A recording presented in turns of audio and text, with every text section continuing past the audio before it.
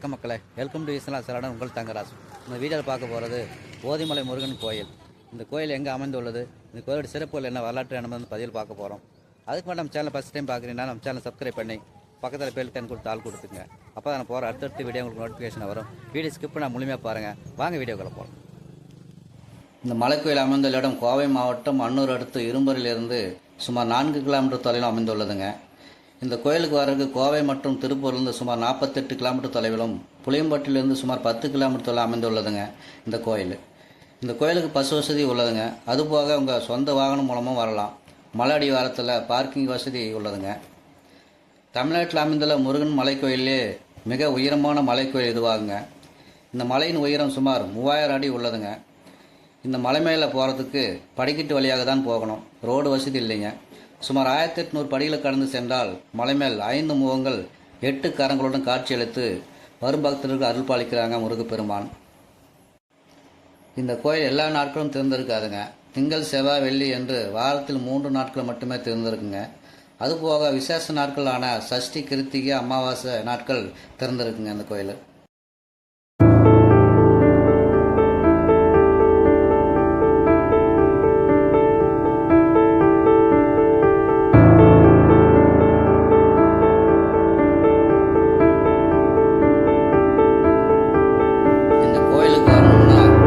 நேரமாக வந்துடுங்க. ஒரு 7 மணிக்கெலாம் படியேற ஆரம்பிச்சிங்கன்னா 1 மணி நேரத்தில் மலை மேலே ஏறிடலாம்.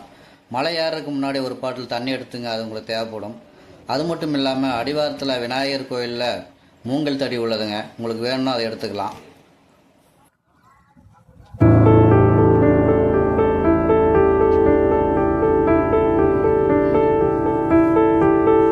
மலைக்கு வர உங்களுக்கு 2 வீலர் 4 வீலர் பார்க்கிங் இருக்குது. உங்களுக்கு பார்க் பண்ணுற வசதியும் இருக்குது. உங்களுக்கு நீங்கள் வந்து பார்க் பண்ணிக்கலாம். நீங்கள் சஷ்டிங்கனால கூட்டம் கொஞ்சம் அதிகமாக இருக்குங்க. இப்போ பார்க் வசதி இருக்குது. கடைகள்லாம் நிறையா இருக்குது. இன்றைக்கி நாங்கள் அதை பார்த்து அப்படியே நம்ம மலை ஏற போகலாம்.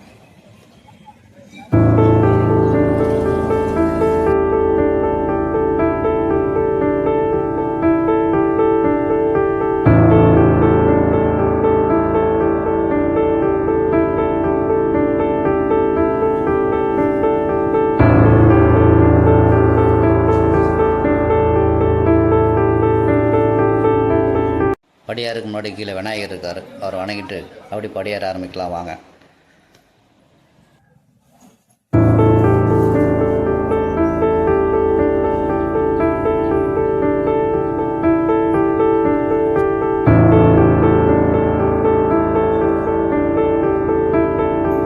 பொதுவாக ஆறுமுகம் என்று அழைக்கப்படும் முருகப்பெருமான் ஓதிமலை திருத்தலத்தில் 5 முகங்களை கொண்டு அருள் பாலிக்கிறாங்க.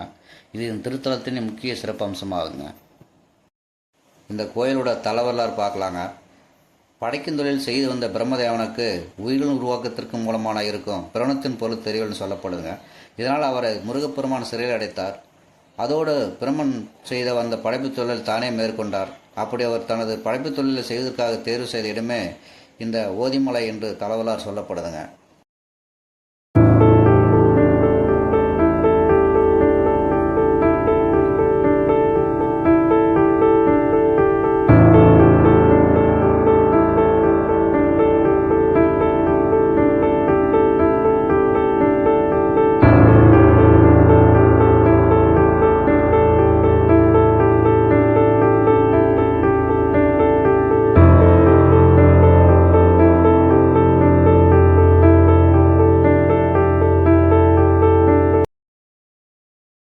அது மட்டும் இல்லாமல் படைப்பு தொழில் செய்து வந்த காரணத்தால் தல முருகப்பெருமானுக்கு 5 முகங்கள் 8 கரங்கள் கொண்டு தோற்றமளிக்கும் முருகப்பெருமானை வேறு எந்த தலத்தில் காண முடியாது என்பது இந்த ஆலயத்தின் கூடுதல் சிறப்பாகுங்க. முருகப்பெருமாள் படைப்பு தொழில் செய்து வந்த காலகட்டத்தில் அனைத்து உயிர்களுக்கும் பூமியில் புண்ணிய ஆத்மாவை பிறப்படுத்தின. ஆகவே அவர்களுக்கு இறப்பு ஏற்படவில்லை. இதனால் பூமியில் பாரம் உண்டானது. பூமாதேவி தவித்து போனார். பிறப்பு இறப்பும் சமமாக இருந்தால்தான் உலக இயக்க முறையாக இருக்கு என்பது நீதி. எனவே தேவர்கள் அனைவரும் இதை பற்றி சிவபெருமானிடம் முறையிட்டாங்க. அவரும் முருகப்பெருமானை சந்தித்து பிரம்மதேவனை சிறையிலிருந்து விடுவித்து படைக்கும் தொழில் அவரும் ஒப்படைக்குமாறு கேட்டுக்கொண்டார். சுவாமி மலையில் சிவபெருமானுக்கு பிரண மந்திரத்தை விளக்கத்தை சொன்ன முருகப்பெருமான் இத்தலத்தில் வேத ஆகம விதிகளை ஒரு சிவபெருமானுக்கு ஓதியதால் இந்த மலைக்கு ஓதிமலை என்று பெயர் வந்ததாக சொல்லப்படுறாங்க.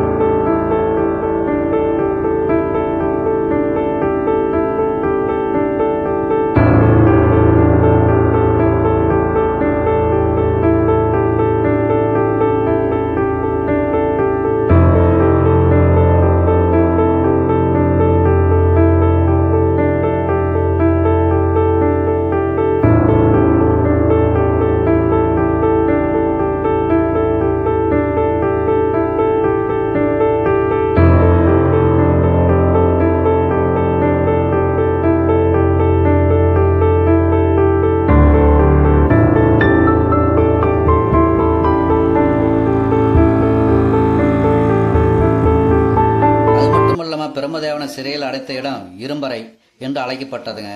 அது இந்த ஓதிமலைக்கு அருகிலே இருக்குதுங்க. இரும்பறை என்பது மருவி இப்போது இரும்பறை என்று அழைக்கப்படுறாங்க.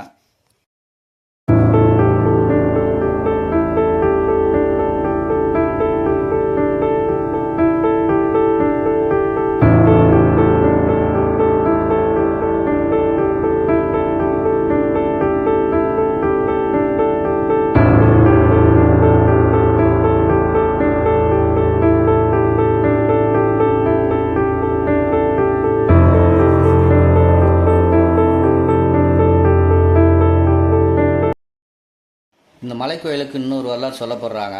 சித்தர்களின் ஒருவரான போகர் முருகனை தரிசிக்க பழனிமலைக்கு சென்றாருங்க. அப்போது அவருக்கு சரியான வழி தெரியவில்லை. அதனால் வழியில் இந்த மலையில் அமைந்த முருகனை வழி கேட்டு யாகம் செய்தார் போகர். அவர் முன் தோன்றி போகருக்கு பழனிமலைக்கு வழிகாட்டிய முருகன் இந்த மலைக்கு சற்று தூரத்தில் உள்ள குமராபாளையம் நாகநாதேஸ்வரர் கோயிலில் ஒரு முகத்தும் காட்சி தர சொல்லப்படுதுங்க.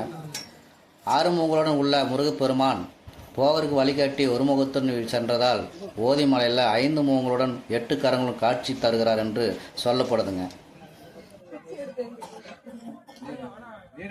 மேலே வந்தாச்சுங்க. ஒரு 100 படி மேலே போனால் கோயில் வந்துடும். வேறு யாராவது அதுக்கு மேலே ஏறவருக்கு வெயில் வாங்க போகலாம்.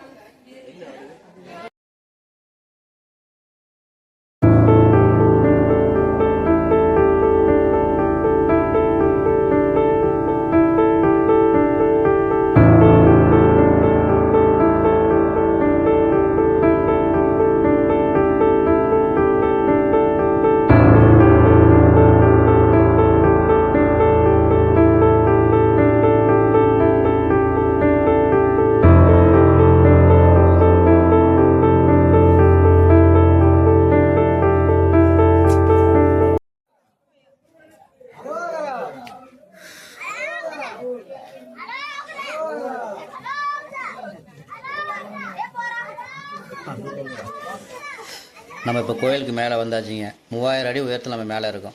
பாருங்கள் எவ்வளோ வியூ பாயிண்ட் எவ்வளோ சூப்பராக இருக்குது பாருங்கள். அங்கே தெரியுது பாருங்கள், வீட்டில் பாருங்கள் குட்டி குட்டியே தெரியுது பாருங்கள். அங்கே தெரியுது பாரு ஆறு, அதான் வந்து பவானி சாகர் டேம்னு சொல்லப்படுறாங்க. பார்க்குறக்கே சூப்பராக இருக்குது பாருங்கள் மேலே. சரி வாங்க நம்ம முருகப்பெருமான் தரிசிக்கலாம்.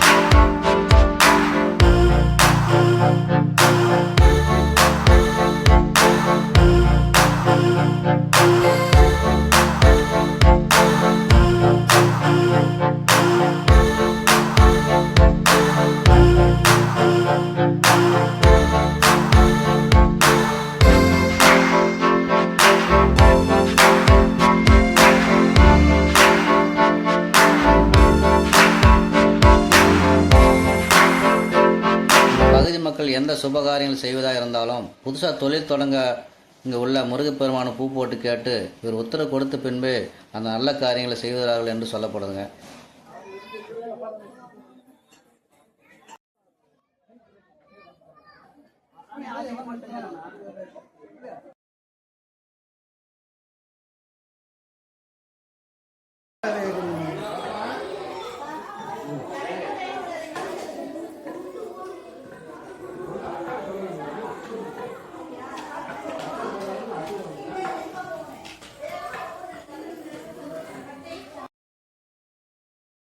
ஓதிமலை ஆண்டவரை தரிசனம் பண்ணியாச்சுங்க. சிறப்பான தரிசனம், மனசுக்கு நிறைவாக இருந்தது.